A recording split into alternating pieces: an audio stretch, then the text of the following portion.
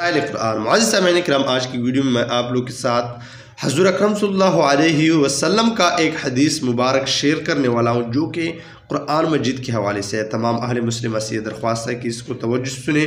بسم اللہ الرحمن الرحیم۔ ابن عمر رضی اللہ تعالیٰ عنہ حضور اقدس صلی اللہ علیہ وسلم کا ارشاد نقل کرتے ہیں کہ 3 آدمی ایسے ہیں جن کو قیامت کا خوف دامن گیر نہ ہوگا، نہ ان کو حساب کتاب دینا پڑے گا۔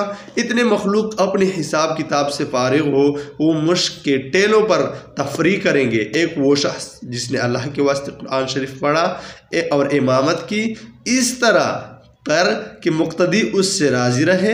دوسرا وہ شخص جو لوگوں کو نماز کے لیے بلاتا ہو صرف اللہ کے واسطے۔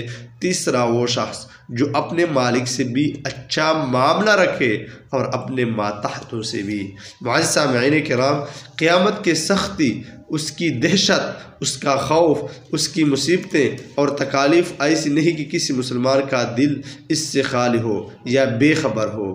اس دن میں کسی بات کی وجہ سے بے فکری نصیب ہو جائے، یہ بھی لاکھوں نعمتوں سے بڑھ کر اور کروڑوں راحتوں سے منتظم ہے۔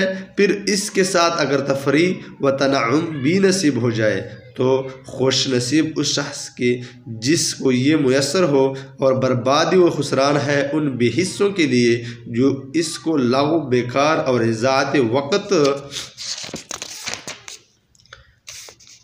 سمجھتے ہیں۔ معجم کبیر میں اس حدیث شریف کے شروع میں روایت کرنے والے صحابی عبداللہ بن عمر رضی اللہ تعالیٰ عنہ سے نقل کیا ہے کہ اگر میں نے اس حدیث کو حضور اقدس صلی اللہ علیہ وسلم سے ایک مرتبہ اور ایک مرتبہ اور ایک مرتبہ اور 7 دفعہ یہ لفظ کہا، یعنی اگر 7 مرتبہ نہ سنا ہوتا کبھی نقل نہ کرتا۔ وآخر دعوانا ان الحمدللہ رب العالمین۔